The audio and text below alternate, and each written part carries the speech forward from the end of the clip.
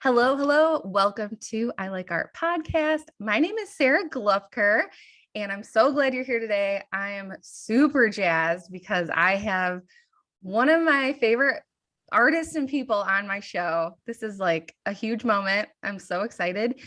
And it's going to be so much fun. So I'm going to introduce him. His name, well, not going to tell you his name yet. He's an American illustrator, podcaster, and public speaker. His explosive color-drenched illustrations have brought hope and smiles to clients like, I'm sure you've heard of them, the New York Times, Nickelodeon, Google, Amazon, YouTube, Chronicle Books, and Warby Parker. It's so impressive. He is the founder of the Creative Pep Talk podcast, a show dedicated to helping creatives build a thriving career through striking the perfect balance between art and business. Through ridiculous analogies, personal stories, and artist interviews, Andy aims to help you break free from confusion and make a plan for your creative career success. So without further ado, I'm super excited to introduce you to the one and only Andy J. Pizza. Welcome to the Hello. show. Good to be here. And I love your last name. I'm a big fan of consonants. That's what they're called, right? And you've got a lot packed in. There's a lot. Yeah, I love it. That's great. I think you're the first person that's told me that in the art world because true story, my maiden name is Strong. And so I went by Sara Strong forever. I had sarastrong.com.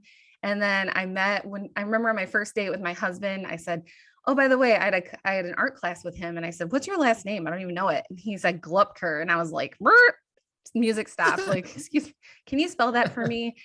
And yes. I'm fully embracing after having our 3 daughters that I'm mom and they have this last name and I'm fully embracing it. So I went Sara Strong Glupker for a long time. And finally one day I just said, let's just keep it easy. So thank you so much for that. And I know you're an SNL fan and I wanted to start this interview by saying, okay, so I'm sure you're familiar with SNL from the late 90s, which is like the golden age of SNL. Yeah, definitely. So I feel like this interview, I'm a huge fan of your podcast. It's one of my top 2 favorite podcasts I listen to. And I feel like at this moment, I'm Chris Farley and you're Paul McCartney. And I don't know if you ever saw that episode where Chris Farley interviews Paul McCartney. And he's like, remember when you sang with the Beatles? That was awesome. I love it. And actually, I said the same thing when I interviewed Joseph Gordon-Levitt. I was like, I'm Chris Farley right now. This is how I'm playing. Yeah, this is a full circle moment then. I wore my best blazer. So here we go. You're an artist currently in Ohio and you grew up in Indiana. And I do feel like we probably grew up at the same time. And I think when I asked you to be on the podcast, I said, hey, I'm pretty sure we probably grew up on the same street because when you talk about Fraggle Rock and all of those things you loved when you were a kid, all your Marvel, all of the pop culture references, I'm totally there. And I think that's such a cool part of your show. So I just want to start out and say that. And I'm ready to interview you. Are you ready? I'm ready to go. And pop culture thing, I just want to say I'm glad to hear it because I do think like being a Midwesterner, there's no way to escape kind of a slightly lowbrow upbringing. And I think that the pop culture thing is not a thing that is like celebrated in art schools. No. I always feel like, look, these are the references I know. So I'm glad it resonates with somebody. So absolutely. Thanks. Absolutely. Okay. So my show, I Like Art, is all about, it's the topic of art and creativity. And I hope to use this as a vehicle. I want my podcast to be a bridge between the art world and the non-art world. So I'm hoping that I'm capturing artists as an audience, but I'm also capturing non-artists. And I love your show so much because you provide this creative pep talk geared towards artists. Although I believe people in my audience, whether you're an artist or not, professionally, they would benefit so much from listening to your episodes.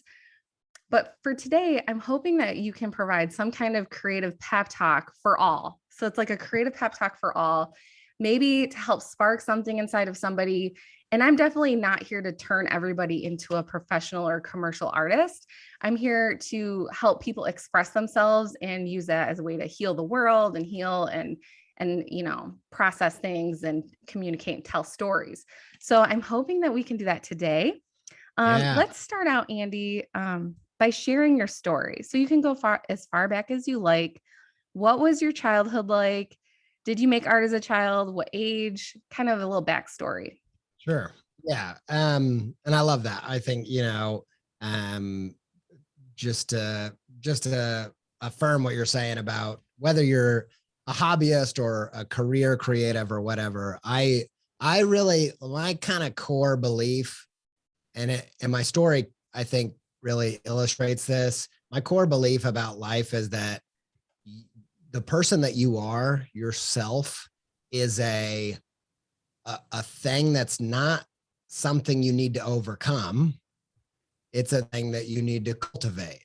And I think that your relationship to yourself, and whether you kind of, whichever camp you fit in, is going to determine a lot of the ways that you move through the world. And one of the things that I love about creativity, whether you're using it to make a living or not, or whether it's just a small part of your Sunday afternoon or something, I think that it's great for self-expression, but I think it's even a better tool for self-excavation. I think it's a great tool to use as a mirror. And I think a mirror for the part of you that nobody can see and you can't see, without taking what's inside and putting it on the canvas. And that canvas acts as your kind of soul mirror.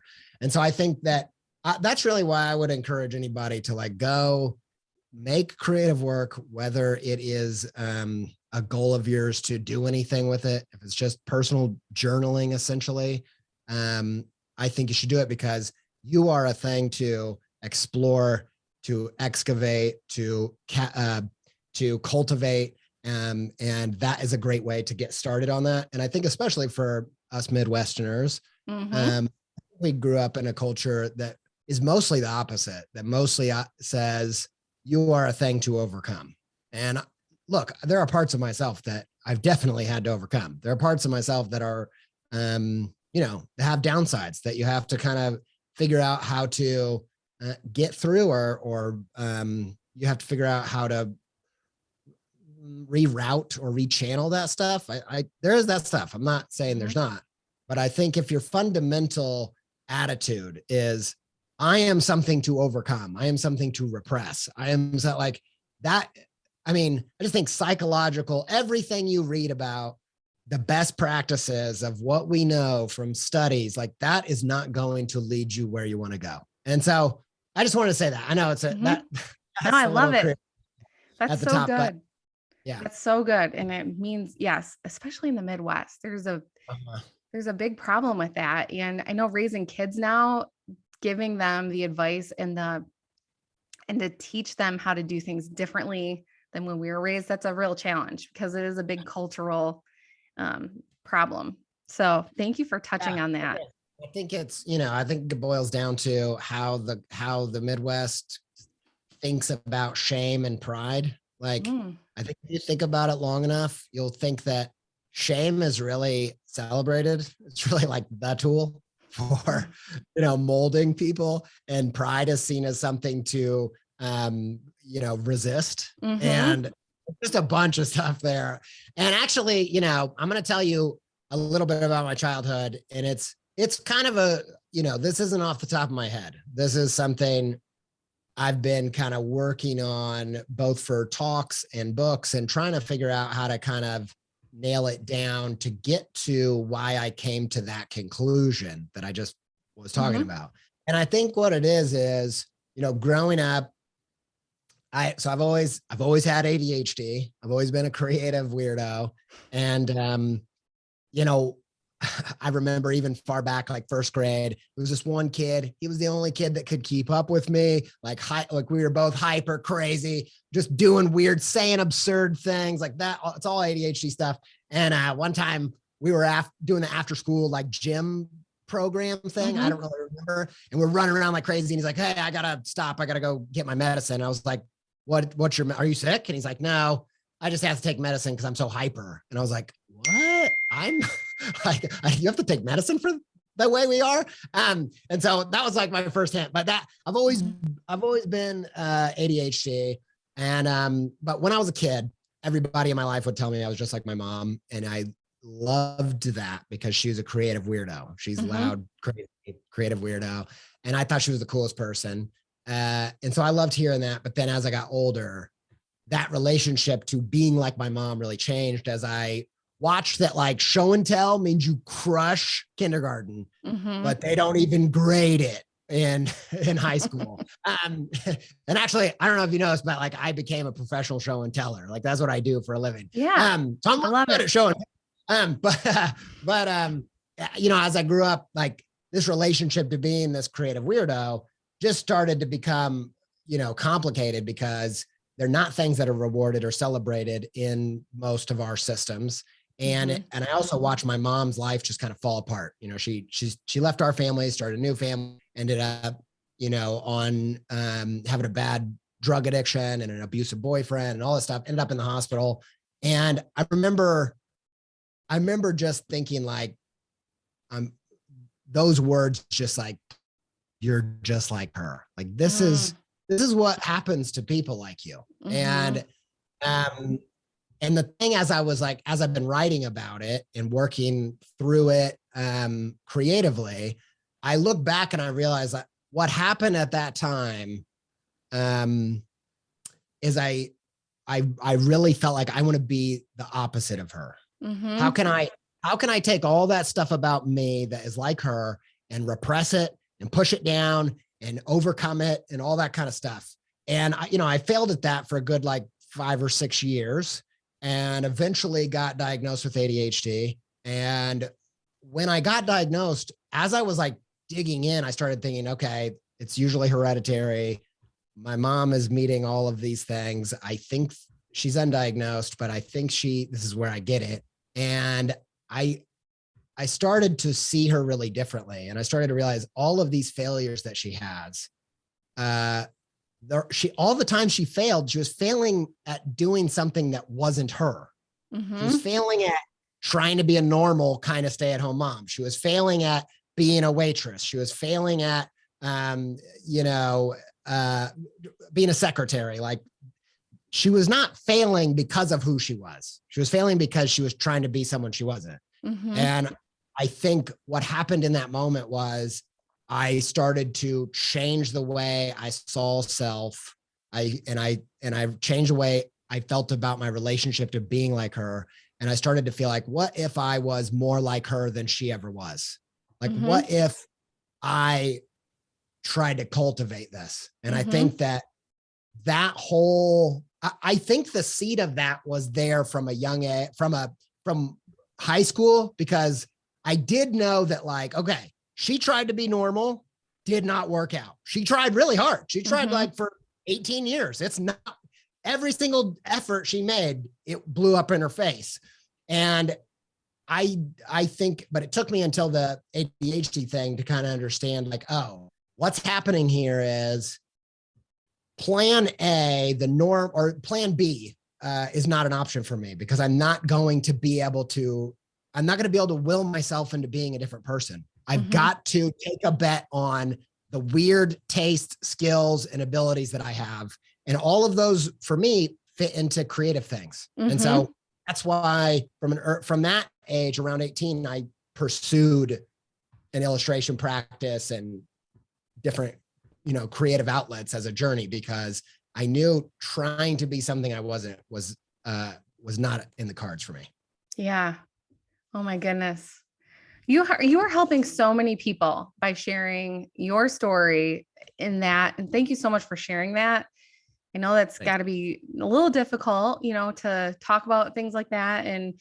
But it's so helpful to talk about embracing all of the parts of you, and we're not broken. We're just, we function differently, and to utilize this ADHD diagnosis and these quirky things about you, which I'm quoting, as your superpowers, right? So you're leveraging all of that, and you're channeling it into your creativity and your practice. And what a journey you have been on. I mean, I'm sure it's not something that you turn around one day and you're different, things. It takes a lot of time and healing. And I'm sure your art practice has really helped you with that. So it has. And I'm glad you said that, because I wanted to highlight, this actually goes back sometimes as I've been kind of talking through the story and conversations or on podcasts or wherever, I think that I always am like, I didn't just say that. All of that came from what I was talking at the beginning, which was doing art, and which writing, art, podcasting, talks, all of the work that I do, like that story and that takeaway was only made possible from making art about it. And so, and it's still, unrefined and stuff, but I highlight that because if anybody has an experience hearing that story and thinking, oh man, that really is doing something for me, I don't want it to seem like, yeah, I just said that off the cuff. All of those ideas and the way that I have framed it came from a lot of art making. And I think that, that is one of the keys to the mindset of approaching art in a way of self-excavation instead of just self-expression, because most of us don't know who we are to express it at first. So anyway. Okay. Now my mission here, this is my life mission, is to highlight exactly what you're talking about, is you creating as a way of expressing self and learning, self-discovery, healing, all of the above. And we're in a society where creating art and being creative is seen as something that only people who are quote unquote good at it can do. So my analogy with this is with sports, where I enjoy running also. I'm currently nursing an injury, but I ran a half marathon last year and a 25K.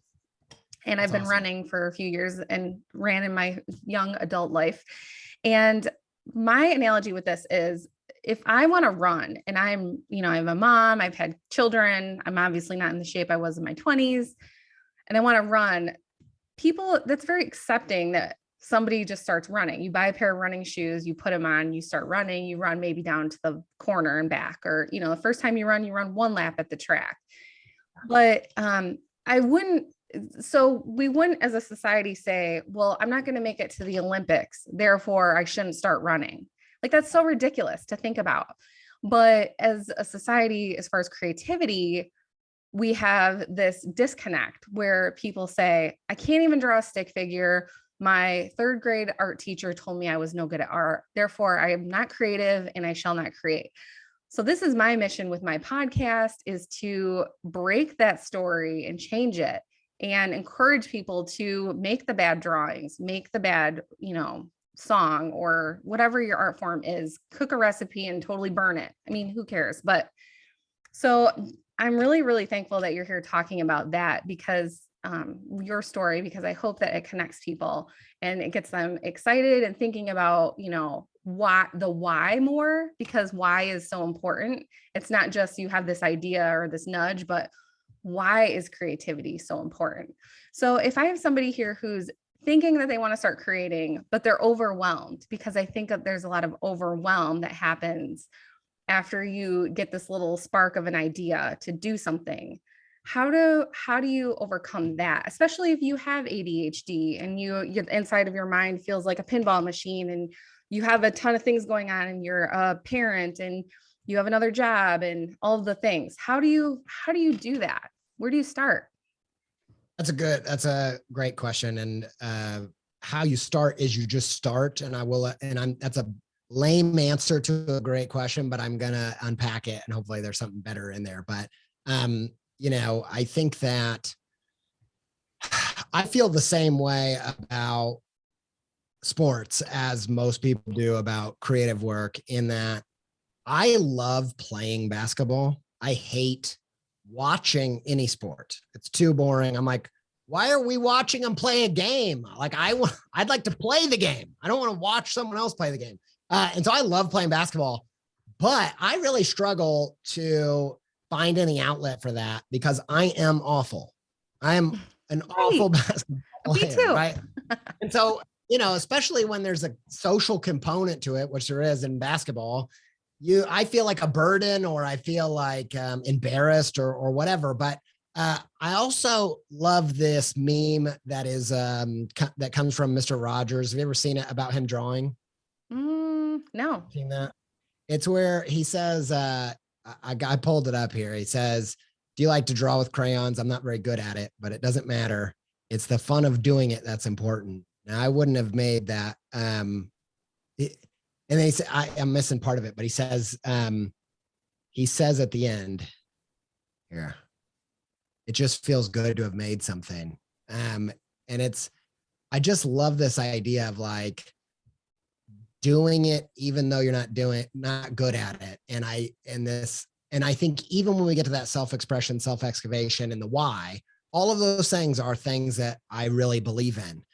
But I think at the same time, for some people in some circumstances, that goal of self-excavation, finding your voice or your style or who you are in your work, that can be really overwhelming too, right? Because this feels like a lot riding on it. Like I got to find myself drawing this picture, right. and I think that, so I think you can even take it further back. There's this really great book called 4,000 Weeks. It's by Oliver Burkeman, and it's basically an anti-productivity book. And it's really good. And his whole premise of the book is kind of like productivity as a distraction to distract you from your mortality, basically. Which is super heavy, but it's a great book. And one of the things he talks about is this philosophical idea called atelic activity. And atelic activity just means stuff you do for the sake of doing it. And so telic activities are stuff you do for a goal. Mm-hmm. So there's telic, you do it for a goal. Atelic, you do it for the sake of it. And he talks about how for a hike, most people are hiking as an atelic experience. It's a big loop. The fastest way to approach it as a goal is to not start. Like you're already back where you were. Like that's an atelic experience. But atelic experiences, I'm going to go create this thing, not because at the end I'm going to produce something that I want to save or that I'm going to have a breakthrough or whatever. I'm just doing it because I like the experience of doing it.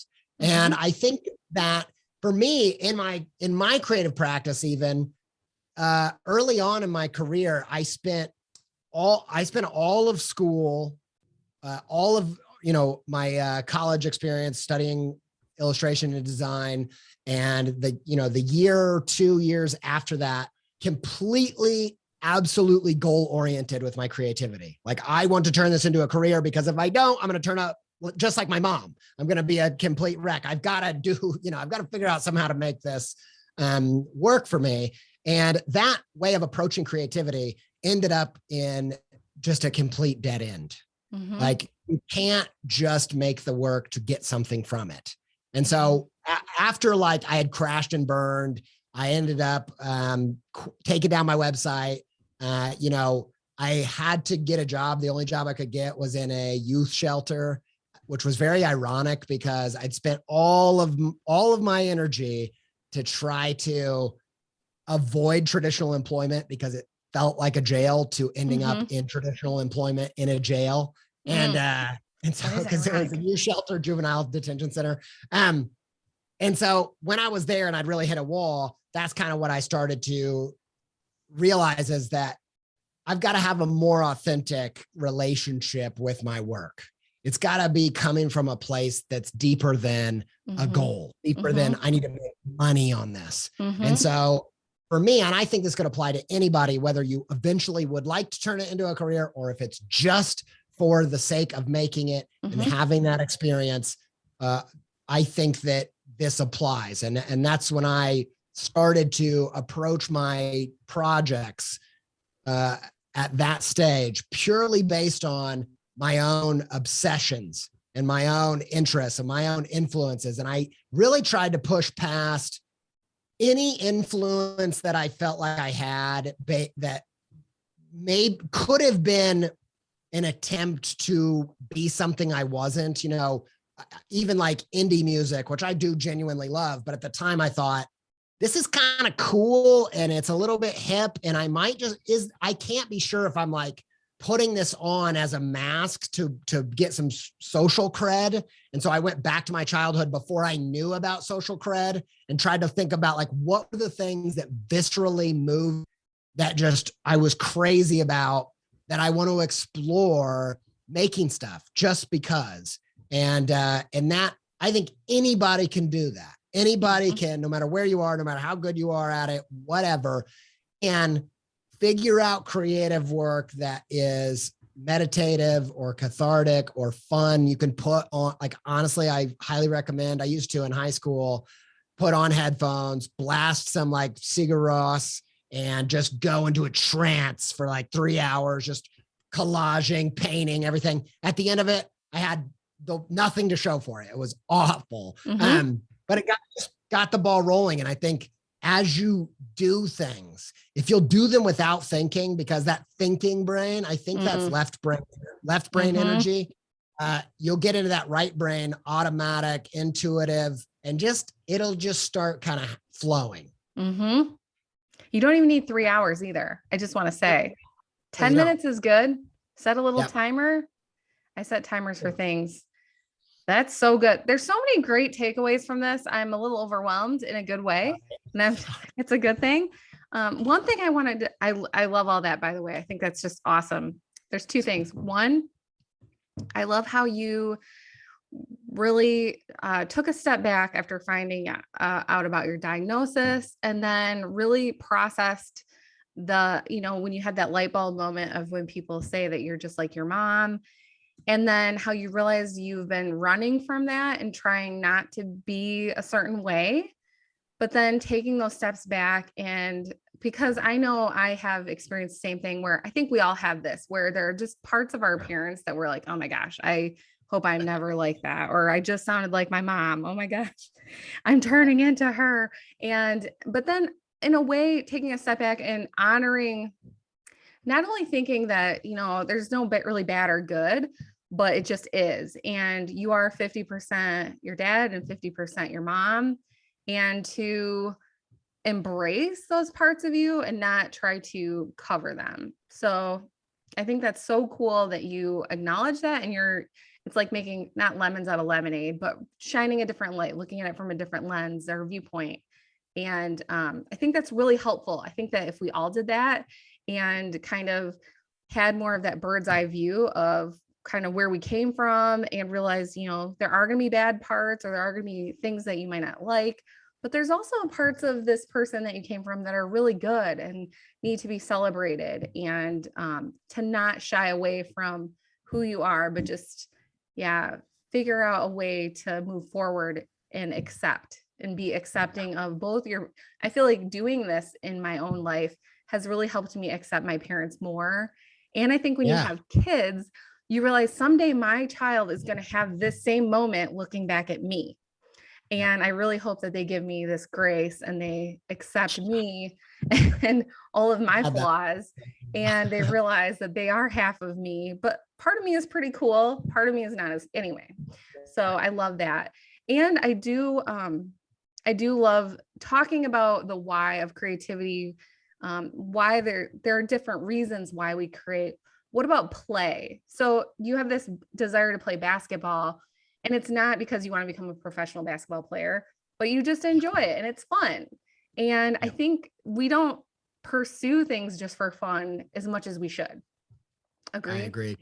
Yeah. I completely agree. And before we go into play, can I just piggyback on that thing you were saying about, looking at our flaws, our perceived flaws, or what have you? Like I just want to throw out there, because this is such an essential part of it for me, facing the ADHD diagnosis, going and getting information about that.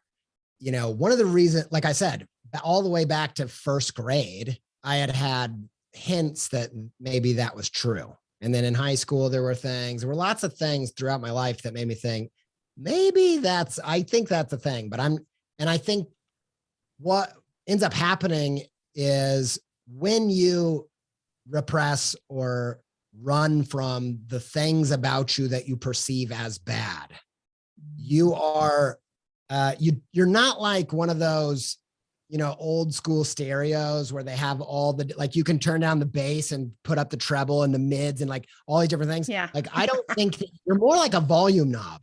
Like if Uh-huh. you turn all of that bad stuff down or you turn away from it, you're turning your whole self down. Like there, and there's more nuance to that, but I think Mm-hmm.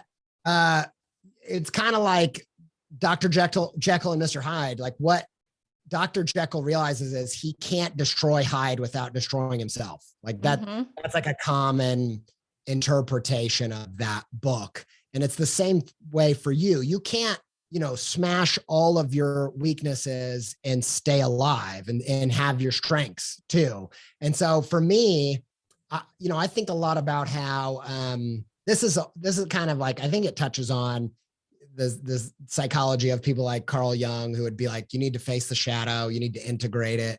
And I first started thinking about that when I asked a friend of mine, Meg Lewis, who's an artist, like, what tips do you have for people to start finding who they are? And she replied, start with the things that you perceive as flaws. And I thought that was brilliant because we all have a sense of our flaws. If you know anything you hear about like our brains, they are very sticky to insults and put downs because they had to be. When you said earlier, like, we're not broken, I kind of feel like there is a way in which we are broken, only in that we didn't evolve to exist in the world that we live in now. So we have like all these maladaptive evolutionary traits. And one of them, I think, is like we have evolved to stick to any put down that we come across because it helped us survive, because we were really like tuned into like, what's going to get me kicked out of the tribe? Because if I do that, I will die, because I literally will. So that's how your brain is thinking about it. But what happens is another Meg, so Meg Lewis told me that, start with your flaws. And then another Meg from A Wrinkle in Time taught me a different piece of it, which she's given the gift she's given from one of these like alien angels is the gift of her flaws.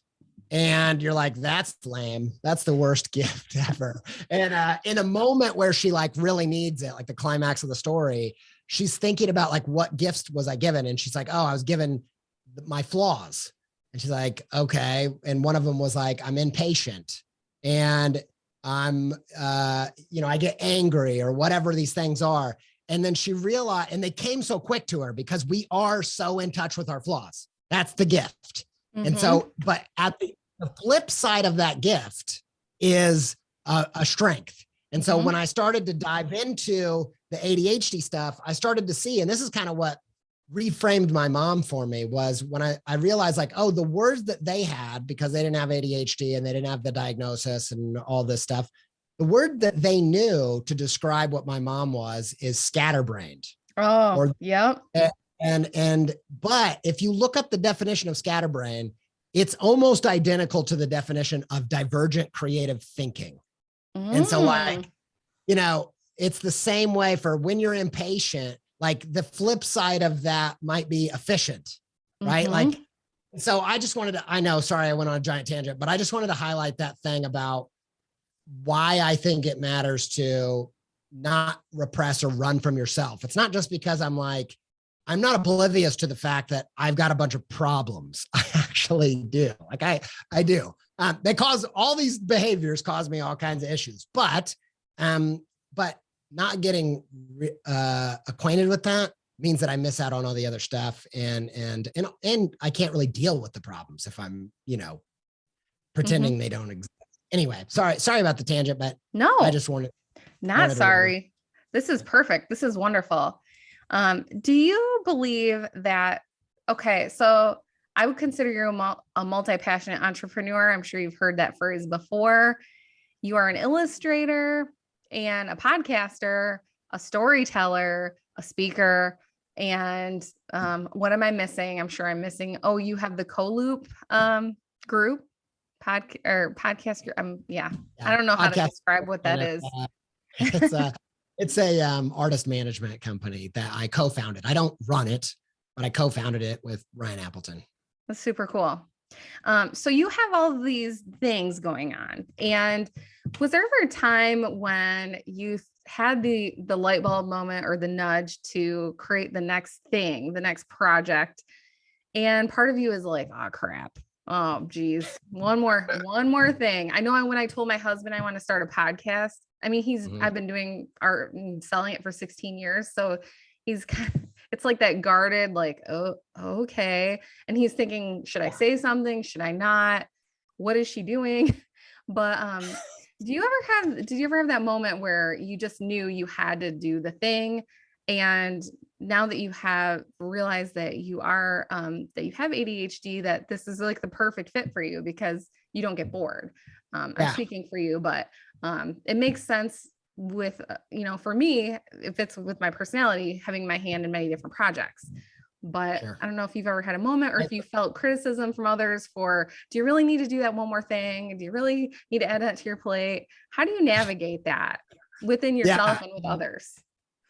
Yeah, I mean, all of that's true for me. That I could have said everything you just said. I will just defend your husband for a minute because it's easy to only because he, like you and I know, and we both have been there, has seen all of the unfinished, unused projects that are stuck in your basement. And it is a legitimate problem for me. Like I do, and my wife is the same. And actually, I mean, I think we both have tendencies to start more than we can finish and have our hands on a million things and then get overwhelmed. Like we do understand each other, but it almost makes it worse in a way. It's kind of similar to like when you see your like Back to the Flaws in your kid and you're like, no, and you're even like more, apt to jump on it. And so I do think we give each other grief a lot if we ever like, I think I'm going to start something new. But I guess I will say I am currently in a season where I'm like, this is too much. I'm doing too many things. This isn't working or making me happy. So I only am saying that to say I'm not an expert at that. But I also, but I also feel like a multitude of things, an ecosystem is both the only way that I can do it because it keeps me not bored, keeps me interested.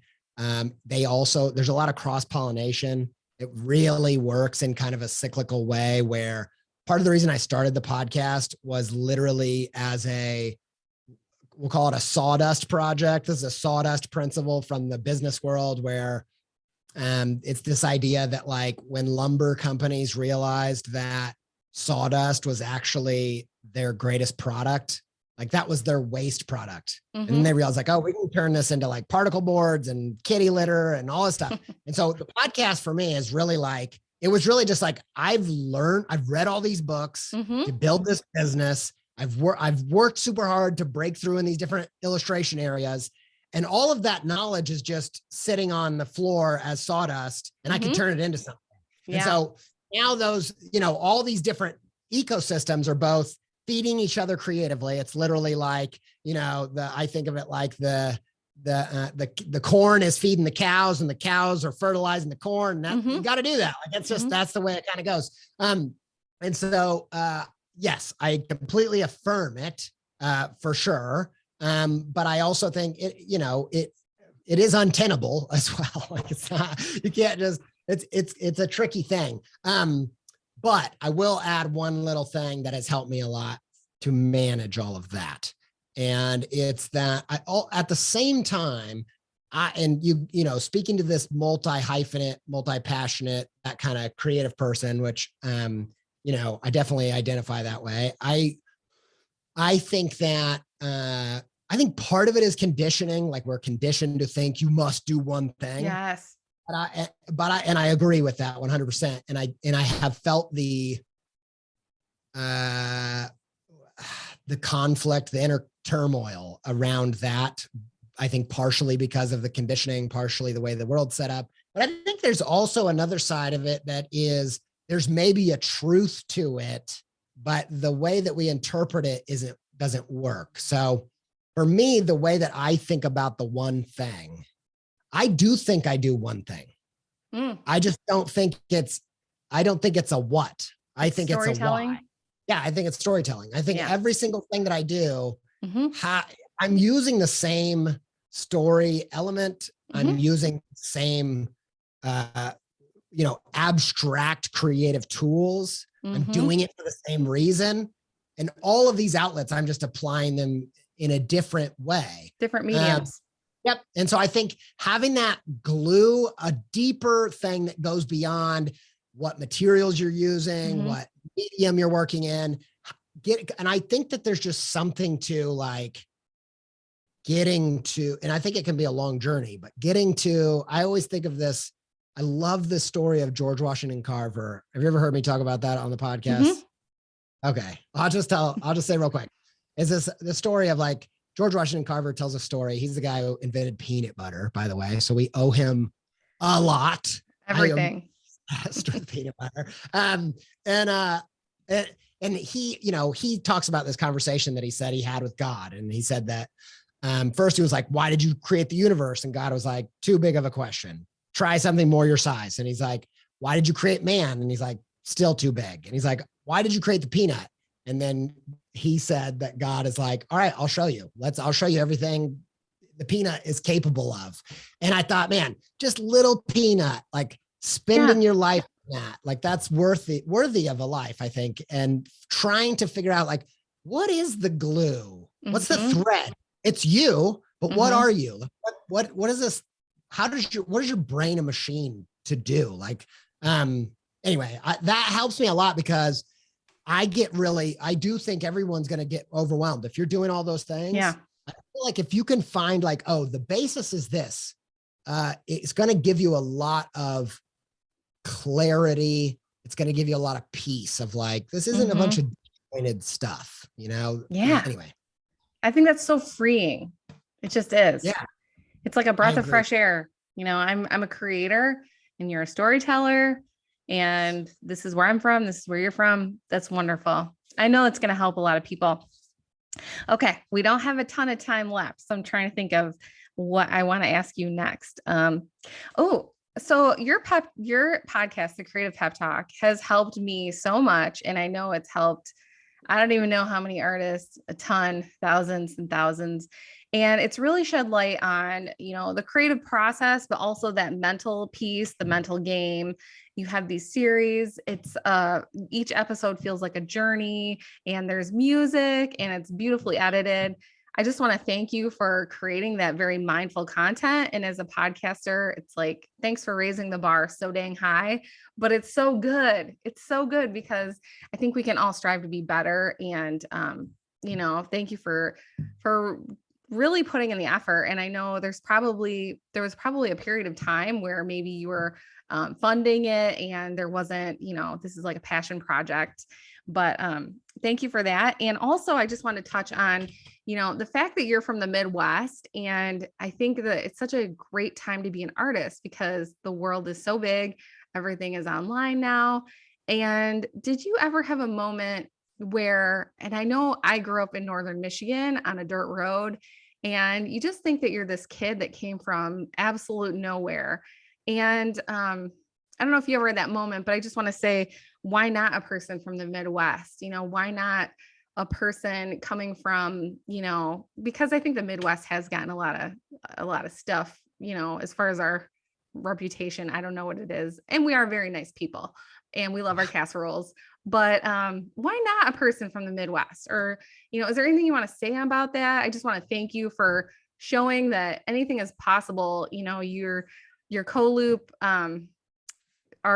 artist representational company where you have the other podcasts, you have Lisa Congdon, you have Morgan Harper Nichols, you have all these superstar podcasts connected to yours. And I just think that's so cool. So I don't know. I don't even know what I was asking you now. No, it's fine. I just want to say that hearing you say that, I think part of it is with the way the past few years have gone, and I haven't had as much in-person contact with anybody that, enjoys the stuff that I make. I just want to say that it means a lot. And it moved me to hear you describe it that way, because I think especially, I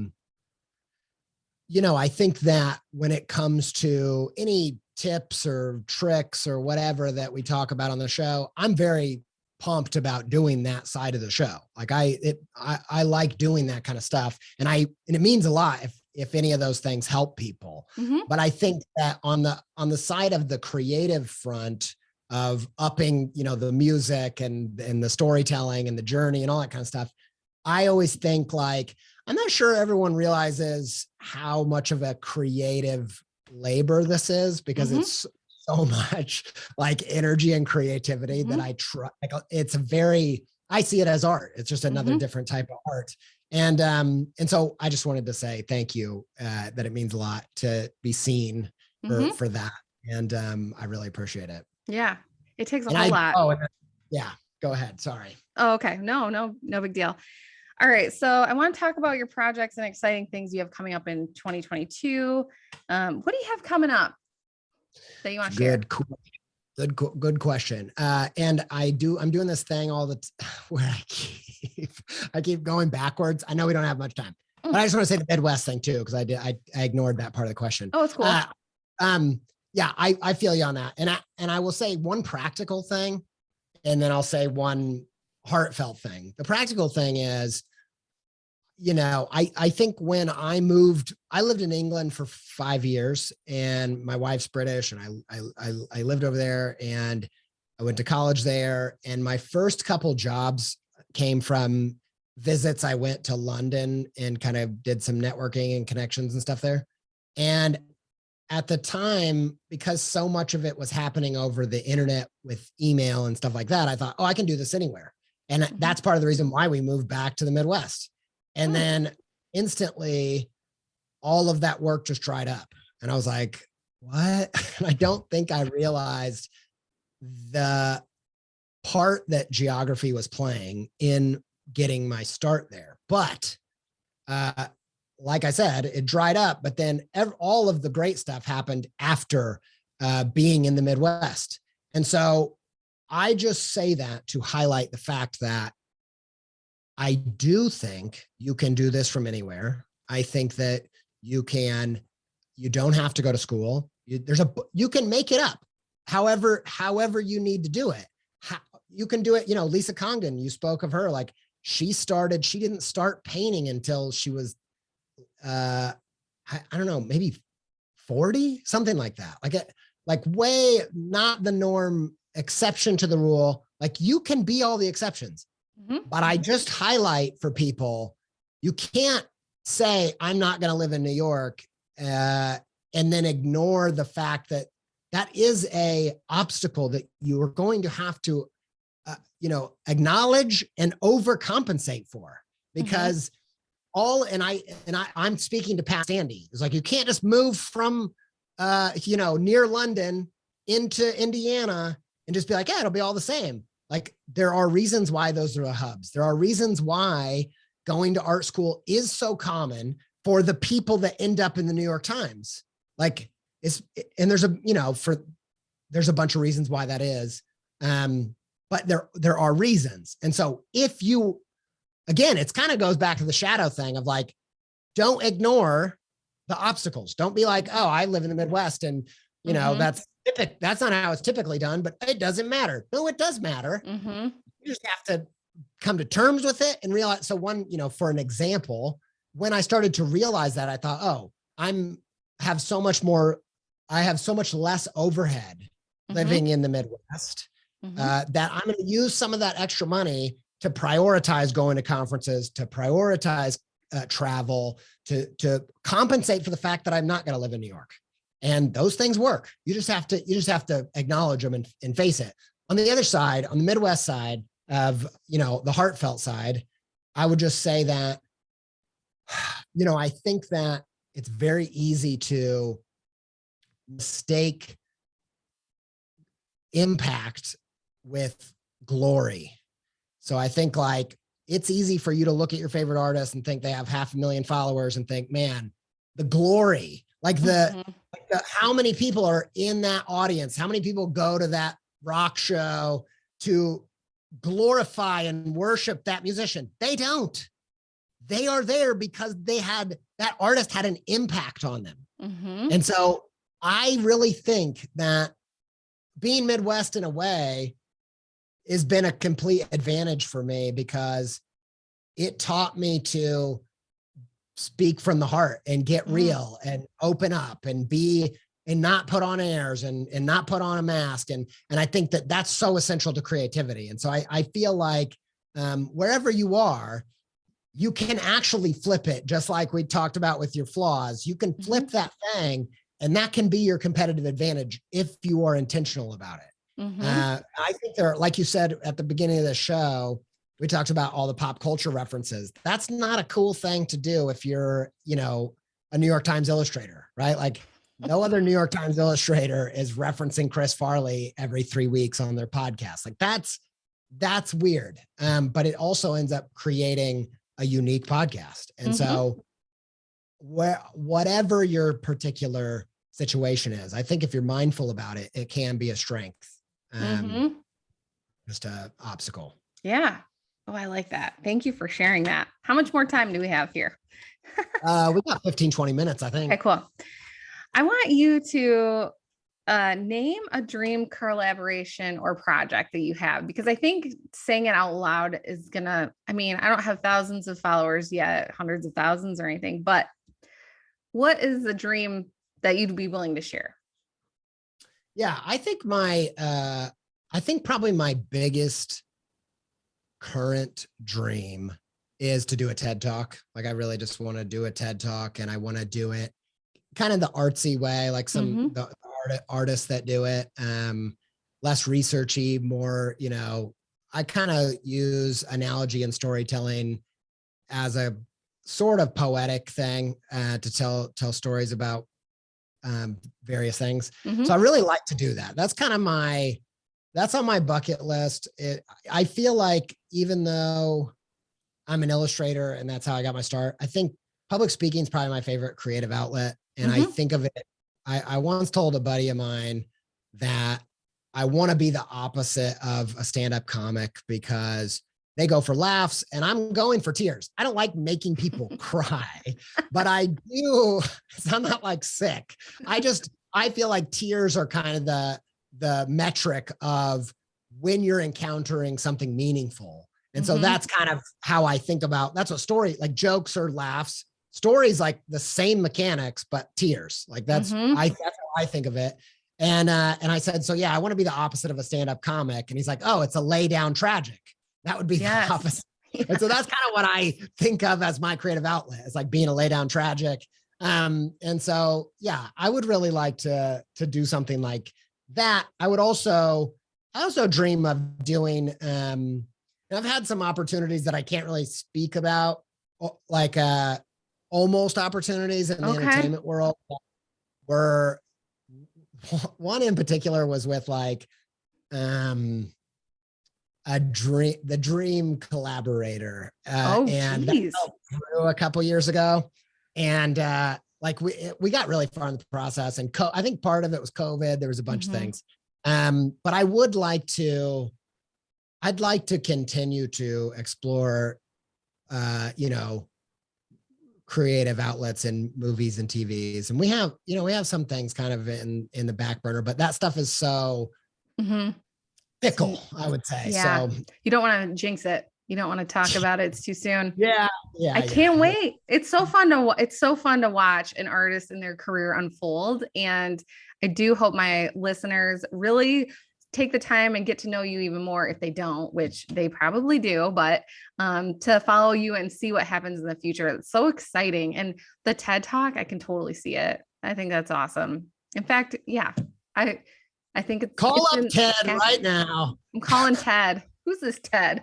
There is no Ted. Okay, I know it, but we need and to I hope you make everybody cry like really hard, and everybody needs Kleenex. You should just hand out, especially you should do a collaboration with Kleenex and then have your illustrations on the boxes. That's too cocky. You're going to need you're setting yourself up for failure. Like, all right, get in here. I'm going to make you cry. Like, Yeah, I don't, get ready. I'm not going to sit. I'm not going to stand by that. You want them to be caught off guard. So they're like wiping their noses on their sleeves. That's when you know you did a good job. Exactly. I love it. That's why it's so easy to get laughs at funerals, because nobody's expecting it, right? Yeah. You're not claiming to be funny. But yeah, it's much harder if you're like, all right, here it comes. This is what I'm about to do. Mm-hmm. I think it's super cool to hear you talk about your dream collaborations, because I know that as an illustrator, you've had some really cool projects. I'm drinking tea out of this Nickelodeon mug, which has Ren and Stimpy on there. It's like the Nickelodeon from the 90s. Angry Beavers, Cat Dog. Oh yeah, Doug. I don't know. Oh, yeah. But I think it's super cool to hear that even if you've achieved a certain level of collaborations, such as the New York Times or Warby Parker or Nickelodeon. I know you did some stuff with Lego. Right? Yeah. Yep. Super cool. I think that for a long time, I was primarily a client illustrator, and though the name of the client was very motivating, and it was very powerful to like name it for me. Yes. It was like, I did that every year. And then at some point it didn't matter who it was. It just mattered. And I'm very lucky, fortunate to be in that situation, but now it's really just like the project. Does the project sound fun? Does it sound, can I apply what I feel like I do into it? And so, yeah, they evolve and change over time, I think. And yeah, that's kind of where I'm at. Oh, that's good. All right. So I'm going to talk about supporting you, because supporting artists is so important. You have a Patreon membership for your Pep Talk podcast, Creative Pep Talk. And there's going to be all kinds of links in the show notes for everyone to find you. And you have all kinds of merch. In fact, I ordered some and it did come on time, but I just want to show, if I do have a very new YouTube channel, but I have like stickers, and you have this very nice packaging that you sent, your stickers with invisible things. They're so precious. I don't even want to use them. I got 2 though. And I have these pins. This one I'm going to put on my painting apron. It says wish. Oh, I'm going to give these to my running besties, little BFF pins. I was thinking it would be really cool if your merchandise came in a pizza box. I don't know if that's possible. Yeah, we did. We have a book that I illustrated called A Pizza with Everything on It. And we sent out all of those to a bunch of friends, like 50 friends and colleagues and acquaintances, in pizza boxes that I hand drew, like the pizza. Like, actually, that book, if you take the dust jacket off, it looks like a pizza box. Cool. It's got kind of classic Italian New York pizza box vibe on it. So yeah, we did that. And we have thought about like delivering in pizza boxes. We need to just get them printed. Yeah. Oh yeah. Well, I don't know if shipping in a flat pizza box is really that durable, but I was like, oh, I'm sure I have this original idea. One of your books, So Many Sounds. My daughter, my friend has a baby. I might give that to her or I'll keep it. And then I have one of your posters, but I found all of these things through your website, and all of the merchandise. Your art is so colorful, your illustrations, and they're so fun. They definitely put a big smile on your face. And I just thought that you did a really nice job shipping everything. It's very nice. It came in, different containers. I have one of your Invisible Things posters anyway. So it's one way to support you and to listen to your show. And that airs every week is it a certain day of the week? It's on Wednesday. Okay. All right. So do we sorry. I was just going to throw out there, I would regret it if I didn't say all these compliments about the packaging and the shipping. I can take none of those. They're completely Sophie, my wife. If I didn't have Sophie, I would not have merch. That is for sure. Could never handle the shipping and all the packaging and all that stuff. That's not my jam. So she's good. Shout out to Sophie. Yeah, she's good. She's a keeper. She did a great job. Do you have time for a rapid round of questions really quick? Okay. All right. So we're going to support you. Everyone's listening to your podcast anyway, but we're going to buy some Andy J Pizza merch. All right. Really quickly. What's your favorite color? Top of mind. No judgment. I think I have to say pink. Pink? Mine too. I love pink. I'm shocked. I love pink. And I also love pink and red, those two Oh, together. yes. I Mhm. love that combination. That's Evident. my favorite, I It's think. evident in your work. What shade of pink? I think I like it's kind of corally salmony in that zone, and then Mhm. a red orange, like a Oh, really reddish red orange. yeah, Those I two see it together, in your illustrations. my favorite combo. Nice. Yeah. Okay, I love it. Work beverage of choice. Coffee, black coffee. That's what I mostly drink. Generally, mostly drink. And then other than that, soda water, like seltzer water, Mhm. soda stream, Nice. whatever. I like non-flavored the most. Mhm. Huge into sparkling water and black Okay, coffee. that's good. Coffee, that doesn't surprise me. Does coffee help you focus? The Yeah, I caffeine? think so. Yeah, I think so. I think it's a, natural. I Mhm. mean, they tell you not to self-medicate with coffee. But I don't listen to them because I think like I also, when I was in high school and college, was a huge fan of smoking cigarettes. Mhm. Because also I was told by an ADHD expert and psychiatrist that chemically it's very, very similar to what they prescribe you for medicine. But Mm. obviously, don't smoke, kids. If you have ADHD, get medicine. It doesn't have all of the other things that are going to kill you, like cigarettes. But I only say that. I don't know why I told you that, but It's I okay. only say it. You Coffee's know, similar. yeah, I yeah. think it's kind of self-medicating my whole life. I drink less of it now than I used to, but Mhm. get Oh, off I my love back, coffee. Mom. I Why are you? love black coffee. I It's keep the best. myself. You don't need to Yeah, I'm all. dilute it, right? No. Book. Well, you already mentioned a book. Do you have a movie mention you want to throw out there just for fun? Doesn't have to. Yeah, absolutely. What book did I say? Um, I can't remember. Sorry, I put you on the spot. 4,000 Weeks by Oh yeah, Oliver Berkman. great book. A movie. Oh man, I know that I keep saying the same movie. But I will say, if you haven't seen Hunt for the Wilder People, I highly recommend that. It's by Taika Waititi. I think that was kind of the movie that put him on the map and got him the job doing Thor 3 and 4. Mm, Don't like mm-hmm, Thor 3, you might not like this movie. It's not like that, but it mm, is the same comedy. But Hunt for the Wilder People, uh, it's set in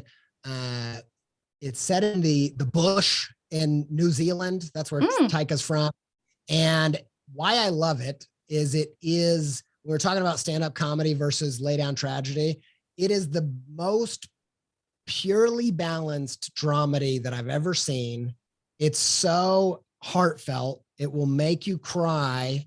And then 2 seconds later, you'll be cracking up. And it just does it so seamlessly. It's a masterpiece to me. Oh, I need Highly to see recommend. that. Great movie. I Man, think it's Hulu. okay. I don't have Hulu, but I'll look it up. I'm sure I can order Yeah. it. Man, I wish we had time to talk about Marvel because Miss Marvel, that I haven't watched it yet, so no spoilers. I'm not there yet. oh, you need to see it. You need to see the 5-minute trailer of making it because Okay. that is really, it's like it will blow your mind because it talks about the actor and the part. It's so good. Heard a Man. little bit about I believe one of the early artists for Miss Marvel, just about all the different cultural things Yes. they were doing that Yeah, had it's never so been. cool. Yeah, it's really cool. All right, watch it and then you can voice memo me and let me know what you think because it's so Okay. good. All right. Where do you get your ideas or inspiration? Some people get it in the shower. I get it when I'm driving in my car, which doesn't make me a safe driver, I suppose. But what about you? Mostly in the bath. That's another Okay. medicating thing. I take like an hour plus bath first thing in the morning every day. Really?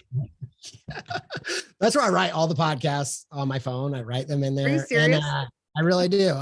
I'm kind of water obsessed. I'm also obsessed with the ocean. I think it's like maybe it's like it's kind of like sensory deprivation or something. It Mm-hmm. makes me focus, but also I was kind of blown away. I looked into like hot water is a stimulating thing. It's a Mm. dopamine thing, so it's a great thing for ADHD. And the funny thing is, my mom growing up, she always was a crazy bath taker in the same way. And I thought, man, I didn't realize that was like, again, self-regulating. That's amazing.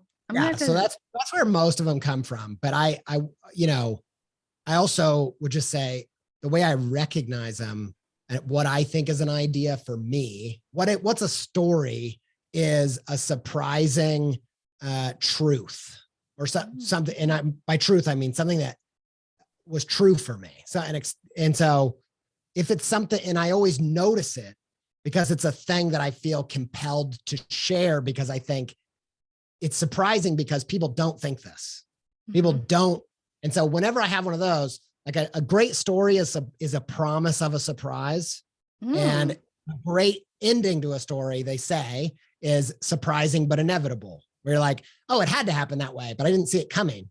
Like that's why a surprising truth, I think, is the best kind of kernel for a beginning of a story. And so those can happen anywhere, I think, too. Like it can just it can be a lot of them come out of conversations too. That's cool. Thanks for sharing that. That's a surprise right there. This is the first time on my podcast. All right. Oh, here's something. As an artist, I'm not an athlete, so I wish I was good at volleyball and all the sports. Is there something you wish, it could be music or anything, but is there something you wish you were good at that you're not, that you just want to confess?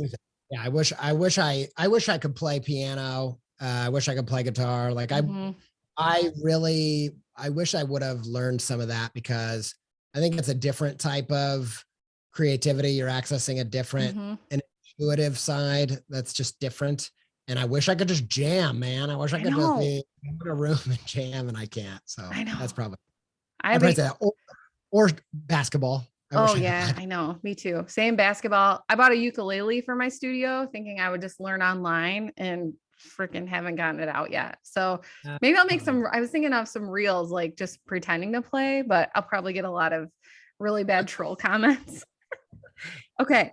This is a very important question. I know my listeners really want to hear from you. If you were to order a pizza, what would you order? Because you're like the doctor of pizza.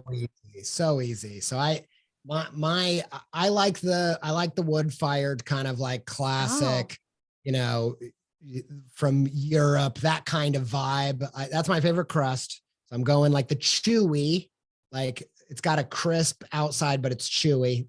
That's the crust I want. Then I'm going to have my favorite toppings are goat cheese, not sprinkled, but some chunks of it. You want, when you get the goat cheese bite, you want it to be like, that's all I'm tasting is just a huge amount of goat cheese, mozzarella, pepperonis, jalapenos, and lately a little of that honey drizzle that you'll get some places. That right now, that pizza. Oh my gosh. Do they make those in Ohio? Do they? There's one. It doesn't have goat cheese on it, but it has, I think, everything else made these label. I don't know I wish I could remember the name of the place, but we made these beer labels for a brewery out here called Homestead. Nice. And whenever my agent, Ryan, who I set up this artist management company with, he's great at doing deals. And one of the things he put in the deal is every time they do a new batch of this beer, because it's a special edition, they don't release it all the time. They have to give us 2 cases of beer. Yeah. And so every time they do that, we drive out to the brewery and they have this food truck and we get one of the pizzas and it's got the honey, the pepperoni. I think it's even got jalapenos. That sounds awesome. They should call it the Andy J pizza. Like they should name it after I'm not going to recommend that because I just have more shame than that, but gotcha. Good idea. I'll co-sign it. All right. Real quick, one creative challenge for my listeners. If you have anything left that you want to share. Yeah, I love a good creative prompt. And I think that, I'll say this. I think that maybe the creative prompts that I think really, I mean, most of my career comes down to this prompt. And it came from my last project in college. They said, write your own dream brief, pick the client you want to work with, pick what you want them to ask you to do, and then actually type up that brief and then do that project. Now, when I say that, I'm not saying do it the reason why the project I did for that ended up getting turned into a published book called the Indie Rock Coloring Book. And the reason why that I think that is I'm not recommending you do a mock project for, I wish Nike hired me. I'm going to mock up these t-shirts that have the Nike logo and my Illustrator or anything. I'm not saying that at all. I'm saying do that whole dream thing, but then just do it for yourself. A real version, a punk version, DIY version. You know, if it's a kid's book, make a zine, like whatever it is, however you can make it into reality, not fake reality. Don't mock it up. How can you do it without anybody giving you permission? That's literally what the Indie Rock Coloring Book was. It's where Invisible Things came from. It's where my podcast came from. Every single breakthrough came through the idea of, this is what I want. This is exactly what I want to get hired to do. How can I just do the DIY punk version of that on my own, whether anybody is allowing me to do it or not? That's how I got into kids' books. That's how I got into all these different things. That's what I would do. And I think there's just a thing that happens in your mind when you're not saying, what do I want to make? That's literally like, and this is what I loved about screen printing. That's what I love about punk. I never listened to punk, but I love the ethos of it, is this idea of like, no, not there are this many notes on a guitar. There's 3 power chords. That's all you got. Like, you need that because you are the multi-hyphenate, multi-passionate, ideas out the wazoo, thinking of you need someone to be like, rein it in, hold on. You can't pick from everything. It's not just like, what do I want to create out of the 256 colors? No, you're screen printing 3 colors. Yes. Which are you going to pick? Get some constraints. Yeah. So limit. Constraints. Yeah. The limits. If you think of like, not what do I want to make, but what kind of opportunity could come in my inbox that would just blow me away? Write that brief and then just do it. Love it. I needed that today. Good. Yes. That's perfect. That was just for me. Okay. Happy to deliver that pep pizza fresh out of the oven. There you go. Yeah. That is a slice of pizza. It's a slice of wisdom right there. Serving it up. With goat cheese. I thought I would have a lot of fun pizza puns, but I guess I forgot about that. So maybe next time, maybe if you'd ever want to come back. Well, thank you so much, Andy. This was wonderful. This conversation was just amazing. You gave my listeners so much to think about, and thank you for being such a bright, shining light in this world. Thank you for helping us creative people feel normal, feel like we're heard and we're seen and we're understood. I know that being a creative person is very lonely, and whether you're a professional or you're just a person who has a ton of ideas and doesn't know what to do, I think that you have helped so many people that you have no idea. And I just wanted to celebrate that and say thanks so much, and can't wait to see what the future holds for you. And I can't wait to listen to your TED Talk. And I'm not laughing because I think it's a real possibility, and I can't wait to see it happen. So thank you again so much for your time today and for going over. That was so generous of you. So absolutely. Thanks for having me. Thanks for the great questions and support. And thanks for this work that you're doing for creative people, because it really matters. Yeah, it's a battle we're all facing, and the world needs more creativity and more expression, and people need to express and make things. So, all right, onward and upward. Thank you so much again, Andy, and have a wonderful day. Thanks everyone for listening to the podcast. Go check out all of Andy's things and show him some love. If you like the episode, please share it in your socials, and I will see you guys all next week on another episode of I Like Art. Have a wonderful day. Thank you so much, Andy. See ya. Yeah, thank you so much. And great questions. And I'm sure we'll run into each other again, knocking about in the Midwest. Yes. This is a true Midwestern goodbye, by the way. It's like leaving your aunt's house and you can't, your toes in the door. And well, you never know which is the fake podcast goodbye, what's the real one. You just got to be careful. You know, your hands on the knob. You just want to leave. It's like, oh, by the way, I need your favorite casserole recipe, which I wanted to talk to you about that maybe next time. Okay. Well, all right. Next time. Thank you, Sarah. Tell everyone to stay pepped up. So stay pepped up. Yes. Thank you again. See ya. Bye.